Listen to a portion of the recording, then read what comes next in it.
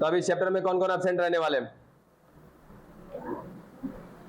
इस चैप्टर में कौन कौन एब्सेंट होने वाले हैं? मत होइएगा बाबू, हर बार कहते हैं कि चैप्टर में जब भी स्टार्टिंग हो, स्टार्ट से लेकर के एंड तक पूरे क्लास को कंप्लीट करिए, चैप्टर क्यों नहीं समझ में आएगा। लेकिन कोई ऐसा नहीं है जो पूरा कंटिन्यू क्लास किया। जरूर है कि एक आध दो दिन कोनो ना कोनो गायब हो जाएगा सर। हाँ, गायब नहीं हुए, एकदम कंटिन्यू क्लास आए हैं। अगर 10 दिन क्लास चला है किसी चैप्टर का और 200 दिन बाद समझ में नहीं आया, तब तो फिर यहाँ कुछ प्रॉब्लम है।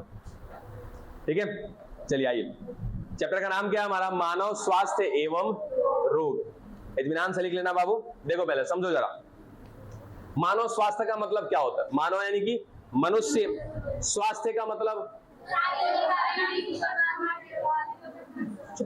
अब हम स्वास्थ्य कहने का मतलब होता है कि यदि हम अपने आप को स्वस्थ कब कहेंगे कि अब अगर हम अपने हिसाब से कहें तो हमारे हिसाब से तो बहुत कुछ चीजें आ जाएंगी, लेकिन यदि हम WHO के हिसाब से बात करें, ठीक है, तो WHO ने क्या दे रखा है? 3 मापदंड दे रखे हैं।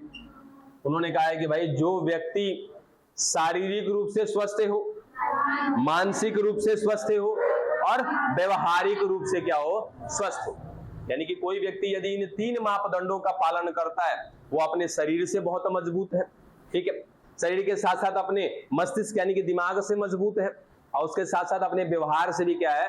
बेहतर है, व्यवहार से बेहतर है।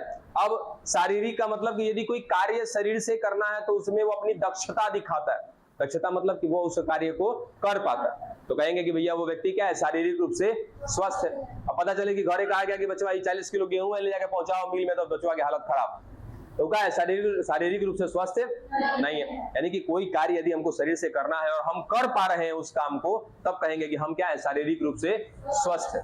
ठीक है, दूसरा आएगा क्या? मानसिक स्वस्थ। अब मानसिक स्वस्थ किसको कहोगे? तो वो व्यक्ति जो कहीं ना कहीं जब भी कोई विषम परिस्थिति आती है या विकट परिस्थिति आती है, उस समय अपने मानसिक और अपनी चेतना का प्रयोग करता है अच्छे तरीके से, है ना? वैसे व्यक्ति को क्या कहेंगे? मानसिक रूप से स्वस्थ है। अब कहीं पे लड़ाई हो रहा है, हमारे वजह से यदि लड़ाई हो रखा है और यदि हमने अपनी बात के विचार से, अपने दिमाग से उस लड़ाई को बंद कर दिया, खत्म कर दिया, तो हम ना मानेंगे कि नहीं हमने अपने मस्तिष्क का प्रयोग किया, अपने दिमाग का, अपनी चेतना का प्रयोग किया। बात समझे?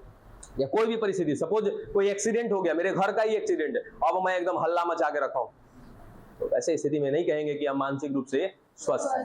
क्योंकि अब अगर मैं अपने घर का बड़ा हूं और मेरे घर में 10 लोग हैं और कोई अगर एक्सीडेंट हो गया है, उसको कैसे मैनेज करना है, वो सब कुछ यहाँ से, है ना? अगर मैं चाहूंगा तो हल्ला मचा दूंगा, सारे महिलाएं एकदम लोट पोट के नैयाना चालू कर देंगे, उन लोगों का तो काम ही ऐसा। लेकिन यदि मैंने यहां से थोड़ा सा काम लिया, अपने आप को थोड़ा सा कंट्रोल किया, मैंने अपने आप को स्थिर किया, और नॉर्मली कहा जाता है जोर का झटका धीरे से देना, वही हाल। तो अगर ऐसा कर रहा हूं तब कहूंगा कि भैया क्या है? कोई व्यक्ति मानसिक रूप से एकदम स्वस्थ है। समझ में आई? यानी कि अपनी चेतना का प्रयोग करना, अपनी बुद्धि का प्रयोग करना यदि कोई कर पाता है, तब वो व्यक्ति क्या है? मानसिक रूप से स्वस्थ होगा।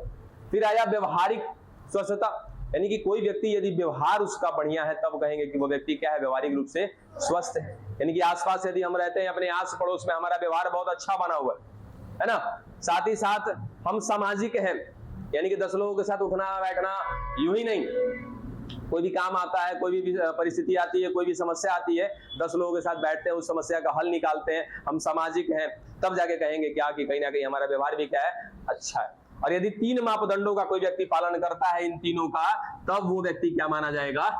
स्वस्थ माना जाएगा। बात समझे?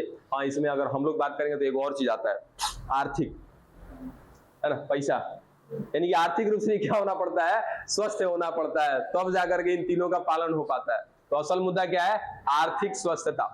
ठीक है, तो खैर वो चीज हमें नहीं लिखना है। मुख्य रूप से 3 चीज, मानसिक, शारीरिक और व्यवहारिक, इन तीनों में यदि कोई व्यक्ति पूरा का पूरा सफल होता है, तो ऐसे व्यक्ति को क्या कहेंगे हम लोग? स्वस्थ व्यक्ति कहेंगे। ठीक है, अब एक सवाल आया, रोग। कोई बताएगा रोग क्या? किसी स्पेशल रोग को नहीं नाम लेना, आपको केवल रोग को परिभाषित करना है, कोई स्पेशल रोग नहीं। रोग क्या है?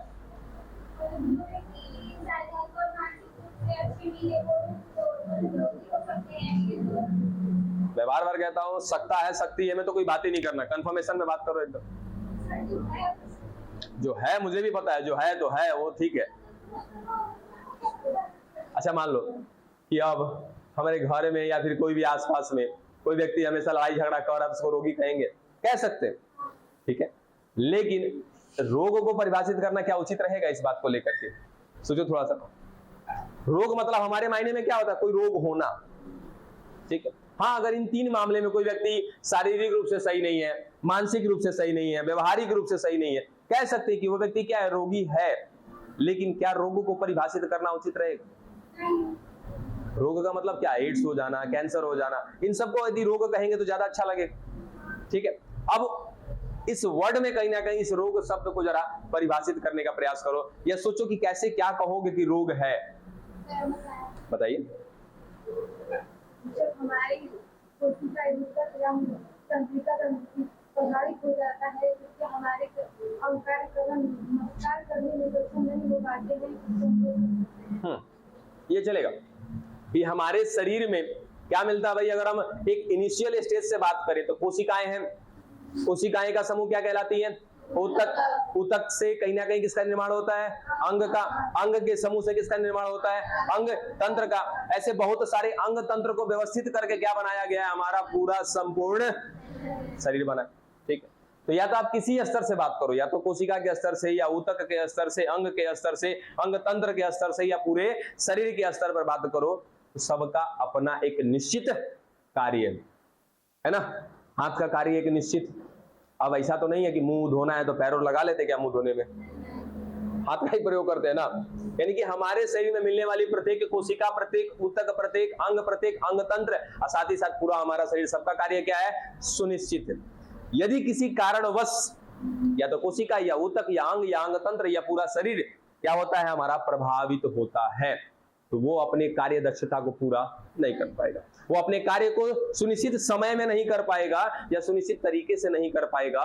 तो यदि इन सभी में किसी प्रकार की कोई कमी आती है, प्रभावित होते हैं किन्हीं कारणों से, तो ऐसी स्थिति में क्या कहते हैं कि वो व्यक्ति, वह जीव क्या है? रोगी है। समझ में आया? तो सीधा साधा कि यदि, ठीक है, हम लोग अपने आप को स्वस्थ समझ रहे हैं ना, वो लोग स्वस्थ नहीं है, ठीक है। अब जिनकी मानसिकता ही बिल्कुल गलत है उसको स्वस्थ तो नहीं कह सकते ना। चलिए, अब रोगों को परिभाषित करना होगा तो कह पाएंगे ना कि यदि हमारे ऊतक अपने कार्य से कहीं ना कहीं क्या हो गए? प्रभावित हो गए, वो अपना कार्य प्रॉपर तरीके से नहीं कर पा रहे हैं, निरंतरता से नहीं कर पा रहे हैं, तो वैसा व्यक्ति क्या कहलाएगा? वैसा जीव क्या कहलाएगा? रोगी कहलाएगा। या हम इसके संदर्भ में ये कह सकते हैं कि उस जीव के अंदर क्या आ गया है? कोई रोग आ गया। कब? कि जब उसके सारे अंग या कोई अंग तंत्र या कोशिका या ऊतक क्या हो गया है? प्रभावित हो गया है।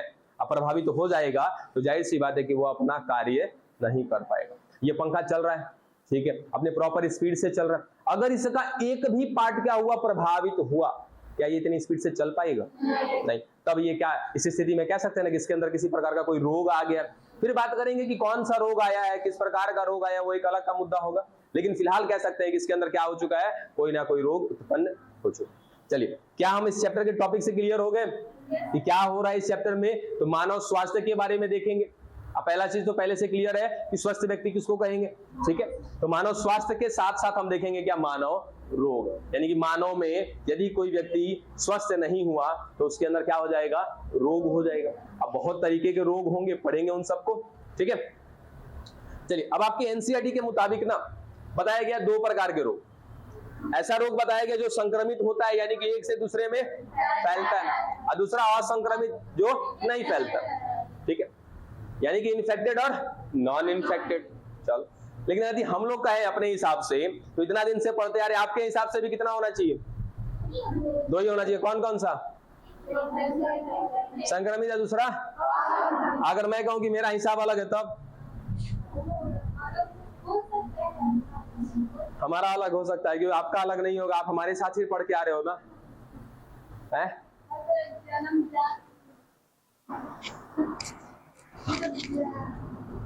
अगर हम ऐसा कहें कि श्रीमान ऐसा है कि एक रोग ऐसा है जिसको कहेंगे हम आनुवांशिक रोग, एक ऐसा रोग जिसको कहेंगे उपार्जित रोग, आएगा ये बात? ऐसा रोग जो कि आनुवांशिक होगा, यानी कि एक पीढ़ी से अचानक दूसरे पीढ़ी में या बिना मतलब के, बिना कोई सिस्टम के दूसरे पीढ़ी तक वो चलता रहेगा, फिर उस दूसरे पीढ़ी से तीसरे में, तीसरे से चौथे में, ऐसे रोग को क्या कहेंगे? आनुवांशिक रोग, ठीक है। दूसरा एक आएगा क्या, उपार्जित रोग। उपार्जित मतलब ही क्या था, जो अपने जीवन काल में हमने प्राप्त किया है, यानी कि ऐसा रोग जो पिछले पीढ़ी में तो नहीं था, हमने अपने इस पीढ़ी में क्या किया, उसको उपार्जित किया है, यानी कि प्राप्त किया है। तो ऐसे रोग को क्या कहेंगे, उपार्जित रोग। बात समझ में आई? आनुवांशिक तो क्लियर है एकदम, ये आनुवांशिक पहले भी पढ़ चुके हैं हम लोग, वंशागति और विविधता के सिद्धांत में भी पढ़ा था हमने कि आनुवांशिक रोग क्या होते हैं, कि भैया ऐसे रोग जो कहीं ना कहीं वंश दर वंश यानी कि पीढ़ी दर पीढ़ी क्या होते रहेंगे, चलते रहेंगे। अब ये जो रोग, भाई अगर मेरे अंदर कोई रोग आ रहा है तो मैं सीधा सीधा एक शब्द लिखूंगा तो क्या क्लियर होगा, क्या, परिवर्तन। कि मेरे अंदर क्या आया होगा, परिवर्तन। कहां पर आया होगा परिवर्तन, जीव द्रव्य में। कौन से जीव द्रव्य में, जनन द्रव्य में आया होगा परिवर्तन, है ना। क्योंकि हमारे अंदर दो प्रकार का द्रव्य है ना, एक कायिक द्रव्य है और एक है जनन द्रव्य। अब ये कायिक द्रव्य या जनन द्रव्य का नाम कहां से आ गया, क्योंकि कोशिकाएं भी हमारे पास कितनी प्रकार की हैं, दो, एक है जनन कोशिका और दूसरी है कायिक कोशिका। अब जनन कोशिका के अंदर जो आपका गुणसूत्रीय द्रव्य है, इसमें जनन कोशिका में, अब मान लिया जाए कि ये जनन कोशिका हो गया कौन, शुक्राणु। शुक्राणु में क्या मिल रहा है, केंद्रक। इस केंद्रक के अंदर क्या मिल रहा होगा बच्चा, गुणसूत्रीय द्रव्य। फिर ये गुणसूत्रीय द्रव्य धीरे धीरे धीरे धीरे क्या बनाता है, गुणसूत्रीय जाल, फिर क्या बन जाता है, गुणसूत्र। तो मैं इसी गुणसूत्रीय द्रव्य को क्या नाम दूंगा, जनन द्रव्य। और इस कोशिका को यानी कि इस शुक्राणु को क्या नाम दूंगा, जनन कोशिका। वैसे ही ठीक किसके लिए होगा, अंडाणु के लिए भी होगा। तो अंडाणु भी क्या होगा, जनन कोशिका, और उस अंडाणु में जो केंद्रक होगा उसके अंदर क्या मिलेगा, गुणसूत्रीय द्रव्य, तो वो भी क्या कहलाएगा, जनन द्रव्य। यानी कि सीधी सी बात है कि यदि जनन द्रव्य में क्या आएगा, परिवर्तन आएगा, तो हो सकता है कि किसी प्रकार का कोई रोग हो जाए। परिवर्तन, रोग का मतलब क्या हो रहा है कि हमारा शरीर में कहीं ना कुछ परिवर्तन दिख रहा है। तो यदि रोग हो रहा है तो कह सकते हैं कि हमारे अंदर क्या हुआ होगा, परिवर्तन हुआ होगा। और यदि ये आनुवांशिक है, इसका मतलब ये परिवर्तन कहां पर आया होगा, जनन द्रव्य में आया होगा, जनन कोशिका में आया होगा। ठीक है ना। तो ऐसा रोग जो कैसा है बच्चा, आनुवांशिक है, उसमें उस जीव में जो परिवर्तन आया होगा, जो बदलाव आया होगा, वो कहां पर आया होगा, जनन द्रव्य में आया होगा। इसी कारण से वो जो रोग है पीढ़ी दर पीढ़ी पहुंचता जा रहा है, यानी कि निरंतरता से वो रोग एक पीढ़ी से दूसरे में या दूसरे से तीसरे में गमन करता रहेगा। ऐसे रोग को क्या कहेंगे, आनुवांशिक रोग कहेंगे। ठीक है। अब दूसरा आता है उपार्जित रोग, यानी कि हमारे शरीर में कुछ ऐसे भी रोग हैं जो हमने स्वयं अपने जीवन काल में प्राप्त किए, अर्थात हमारे अंदर आए होंगे क्या, परिवर्तन। और वो परिवर्तन कहां पर आए होंगे, कायिक कोशिका में उपस्थित कायिक द्रव्य में आए होंगे। तो ऐसे परिवर्तन से जो रोग उत्पन्न होते हैं, ऐसे रोग को क्या कहते हैं हम लोग, उपार्जित रोग कहते हैं। ठीक है। अब ये उपार्जित रोग जो होते हैं, ये होते हैं बच्चा दो प्रकार। ठीक है। पहला संक्रमण और दूसरा असंक्रमण। समझ में आई? चल, अब संक्रमण रोग किसको कहते हैं, जो एक से दूसरे व्यक्ति में फैलता है। ठीक है। अब फैलने का तरीका बहुत हो सकता है, आपके संपर्क में आने से फैल सकता है। यानी कि यदि कोई दो मनुष्य, अब देखो यहाँ पे ना किसी दूसरे जीव की बात ही नहीं कर रहे, हम लोग सीधा सीधा मानव के स्वस्थता के बारे में और मानव में होने वाले रोग के बारे में देखेंगे। तो यदि दो मानव में भी हो सकता है कि दो नर दो मादा, या एक नर या एक मादा, यदि इन दोनों के संपर्क में आने से कोई रोग एक से दूसरे में परासरित होता है, यानी कि एक से दूसरे में वो रोग क्या हो जाता है, फैल जाता है, ऐसे स्थिति में क्या बोलेंगे उसको, संक्रमित रोग। या फिर कहीं ना कहीं ट्रांसमिटेड डिजीज भी कहते हैं। ट्रांसमिट कर गया, एक से दूसरे में चला गया तो कह दिया क्या, ट्रांसमिटेड डिजीज। कुछ ऐसे रोग होंगे जो संपर्क में आने से नहीं फैलते। अब संपर्क इन द सेंस क्या समझ रहे हो, कैसा संपर्क, वो संपर्क कुछ भी हो सकता है। हो सकता है कि गले मिलने से फैल जाए, हाथ मिलाने से फैल जाए, एक दूसरे के साथ रहने से फैल जाए, एक दूसरे के साथ कहीं ना कहीं नाजायज संबंध बनाने से फैल जाए। तो ये संबंध, ये संपर्क बहुत तरीके का हो सकता है। खान पान से फैल सकता है। ऐसा भी हो सकता है कि कोई वायरस, कोई जीवाणु हमारे अंदर है और हमने यहाँ पे छींक दिया, तो क्या होंगे कि इस हवा में हमारे मुख से निकले हुए क्या होंगे, कुछ पानी की बूंदें होंगी।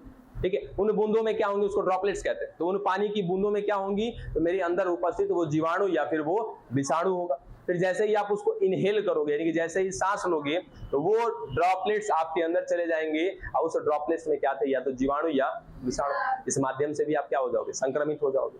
हो सकता है कि मेरे अंदर कोई रोग है, मैंने क्या करा है, छींका है, अब छींकने के बाद मैंने इस मार्कर का प्रयोग किया और इस मार्कर का प्रयोग किसी व्यक्ति ने कर लिया, ऐसे भी क्या हो सकता है, रोग एक से दूसरे में फैल सकता है। तो फैलने का तरीका, फैलने का माध्यम तरह तरह का हो सकता है। ठीक है, अब ये स्वस्थ क्या होता है लिख पाओगे खुद से, रोग क्या होता है लिख पाओगे। ठीक है, अब उसके बाद लिखिएगा एक पॉइंट, लिखिए रोग दो प्रकार के होते हैं। आप रोग दो प्रकार के होते हैं, आनुवांशिक रोग और उपार्जित रोग। रोग दो प्रकार के होते हैं, आनुवांशिक रोग और उपार्जित रोग।